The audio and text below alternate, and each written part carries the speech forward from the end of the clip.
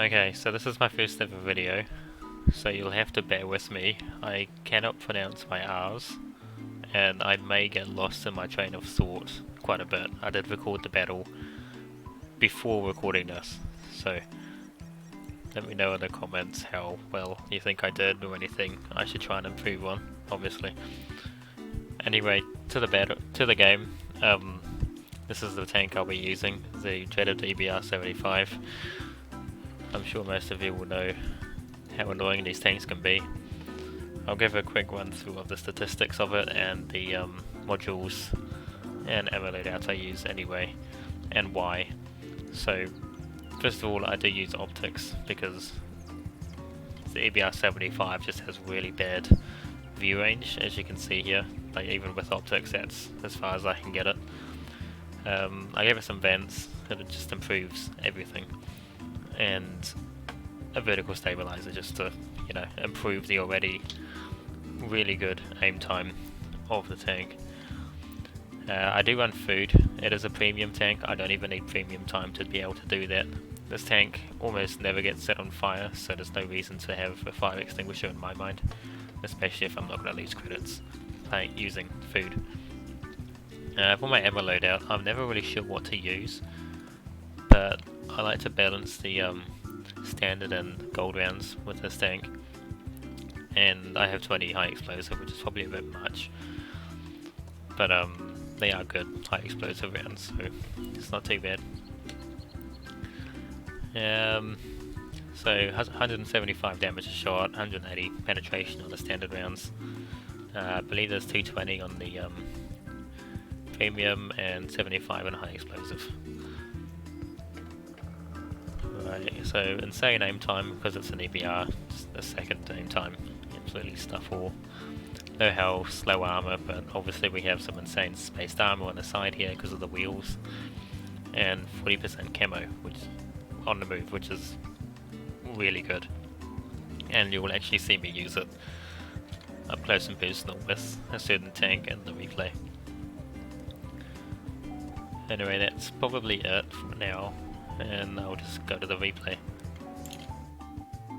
Okay, so we have a really good matchup, but I assure you what I do in this game you can apply to most of your battles if you're using a light tank, obviously.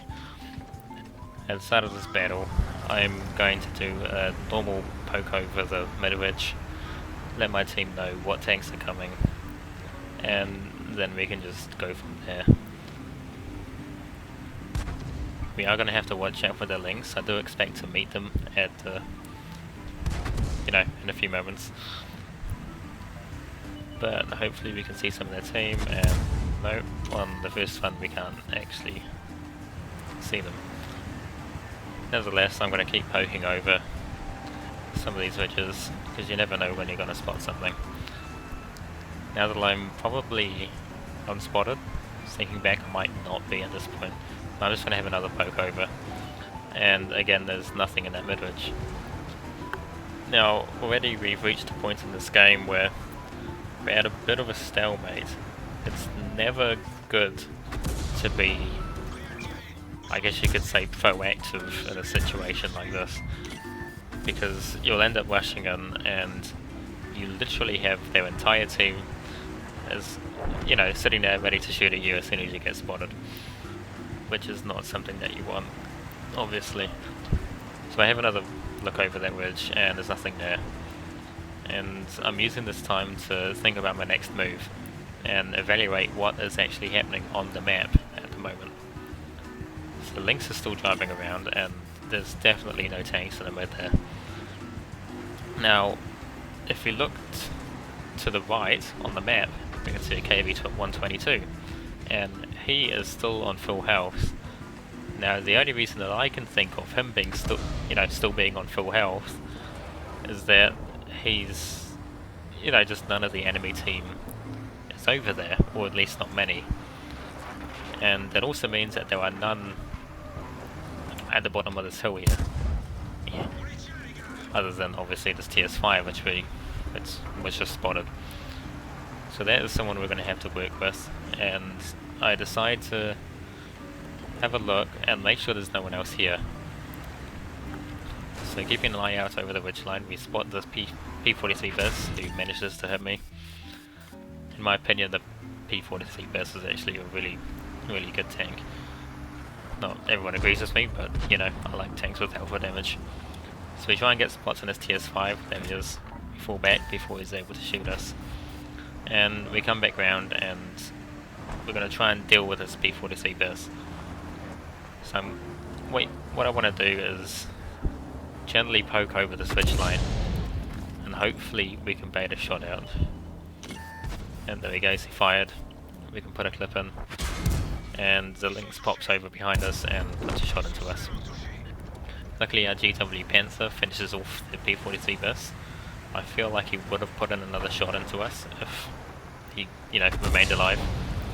And now we have the issue of this Lynx, who just seems to be farming the absolute crap out of our team. So I decide to take the stealthy approach and sit in these bushes. I'm fairly confident that that TS5 is not going to, you know, make a beeline for us, because he got shot at before and I can almost guarantee that he's not planning on showing himself anytime soon. So for now, we're just going to worry about this Lynx. I decide to have a quick look over, but that Lynx comes again. He's not focused on us, but I don't have the gun elevation to deal with him. So, yeah, too bad, I guess. Now, the E5 is heading over. Just from experience, I can tell you that he's going to pop over on the mid-ridge. I mean, not the mid-ridge, you know, the train tracks. So I'm going to try and get safe from him and hopefully provide some spots for my team so that they can finish him off.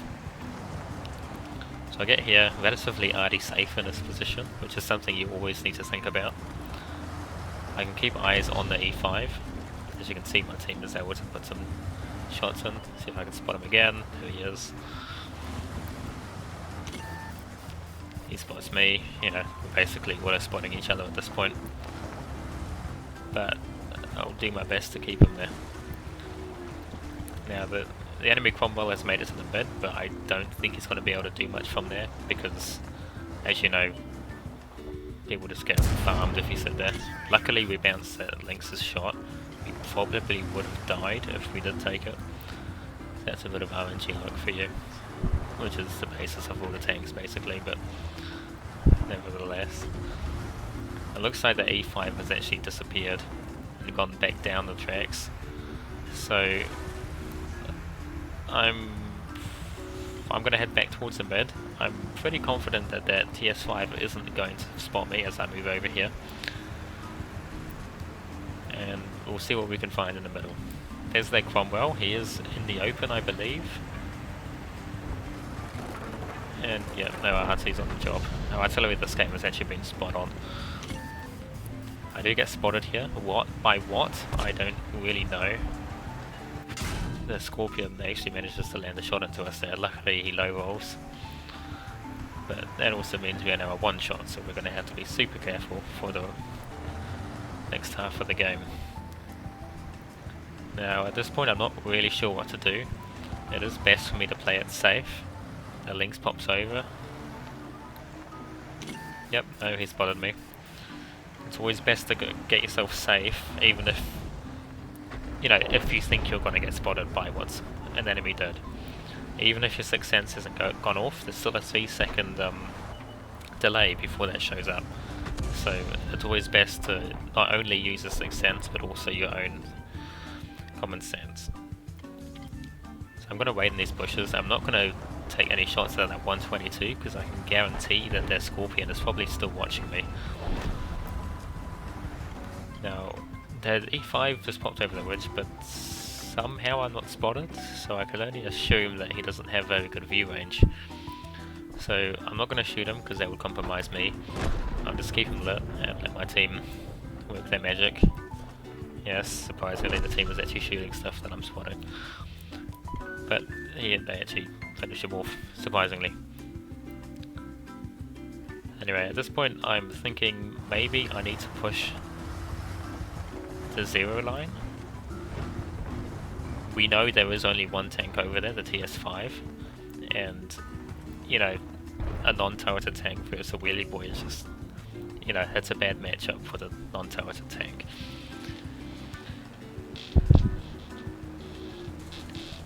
So we're just going to wait here. Hopefully that Lynx will pop over and we can deal with him. But for now, we have a similar situation to the start of the game. Now the T-78 just got spotted, and that artillery is he's really onto it. Damn. So as our other one, he just took out the wheeled vehicle in the move. Anyway, I'm going to communicate to my team pretty soon that we need to push aside. And in my head, the safest place to push is going to be the TS5. If we can secure the side, then we can secure one of our flanks. And we also create a new flank for the enemy team to worry about, which will split up not only their attention but also their firepower. Now, I think I just said that, I didn't read. Yep, I said we need to push aside. The STRV is heartwarmingly very worried about me, saying to passive scout and stay alive. I attempt communication with Aloe, but as you'll see, he's not very onto it. I'm just waiting for a reply here. The STRV wonders who's there, so I let him know. The Lowy reckons there's artillery there, but I don't see any. I don't think there's any artillery there. I basically drove over all the spots where the artillery could have been. I tried taking a shot at that T-50-2, but our STA-2 manages to shut him down before we even managed to fire, because, you know, 200 ping. Anyway, their pushing has now pushed up as well, so unfortunately I do have HE loaded, but I'm going to come around and put a couple of shots into him anyway. We do have a chance to pen from the side, at least on the turret, but we do get a nice high roll on that last shot. 126 is not much, but you know, there's an alpha damage of 175, what more can you ask for? There's APCR. I believe that second shot did actually go in, but we'll just have to wait to look at the after game plates to see if we actually managed to. I mean, I haven't actually been counting how many shots I put into him, so that's probably a futile effort. So I asked for help, and as I'm heading over, I spot the artillery, which is something which, especially towards the end of the game, you want to start dealing with, as they can be very, very hard to kill without getting yourself killed, because artillery is surprisingly dangerous up close. Anyway, I didn't spot anyone before, so I come over rather confidently, and luckily I am saved by my camo. So I come back over the wedge, keeping myself unspotted, and our STRV managed to put a shot into him. Now he's turned to face him, so I shut him down for my team, and we've now secured this side. But if you remember, the Lowy did say that he reckoned there was an artillery over here somewhere, which I don't really believe, but we might as well check anyway. You could see before I stayed behind the trains to stay RT safe, because you know I have 5 health and they don't even need to hit me to kill me. So I drive over. I try and keep to the red line because normally artillery won't be facing the red line, and there's no one here like I thought. So we've successfully cleared the side for our team. Now the Scorpion is pushing in rather aggressively, and for a lightly armoured tank that's probably not a good idea. Now our STRV should be able to finish him off. He does take out our GW Panther, who did a really good job for most of the game. So I did head over here initially to go and help out with the what's it called? The Scorpion.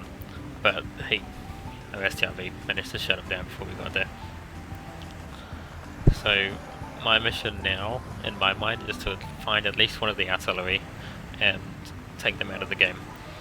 Because right now our Lowy isn't really any help, and our STRV is pretty much a prime target for artillery because they have that 2 seconds time where they just can't move, you know, switching between the aiming modes. And normally the artillery are around here. I managed to passive spot this one. He looks like he's actually given up. Now, we did get spotted, so I'm trying to remain as unpredictable as possible, which is kind of hard to do in the game because, you know.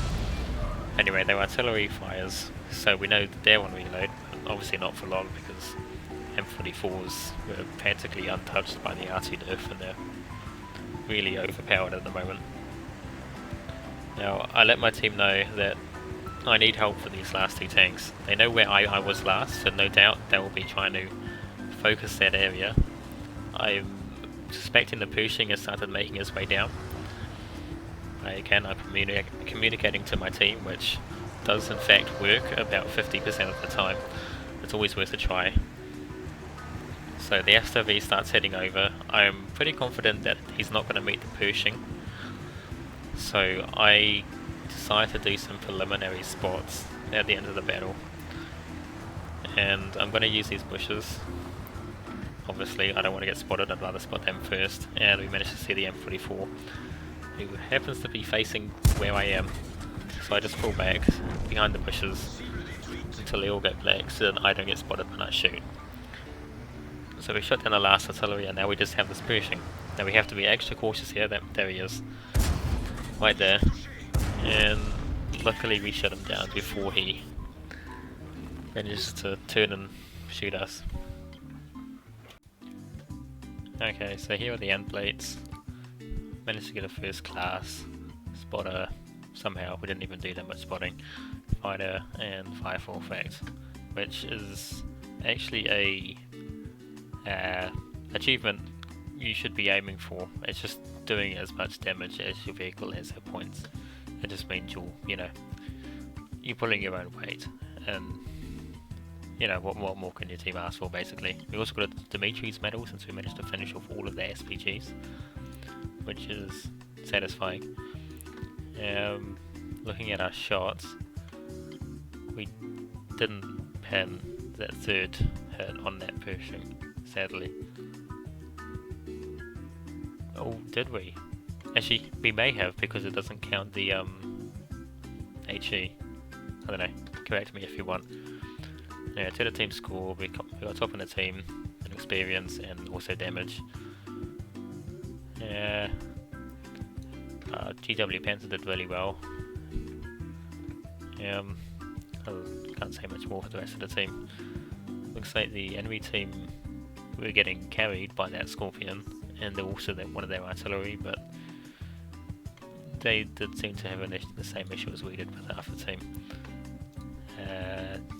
We managed to earn a lot of money, oh enough, you know, 46,000, which is a decent earnage, and nearly 4,000 experience. I'm not entirely sure how that works. But yeah, anyway, I'll leave you with those, and hopefully I'll see you in the next video.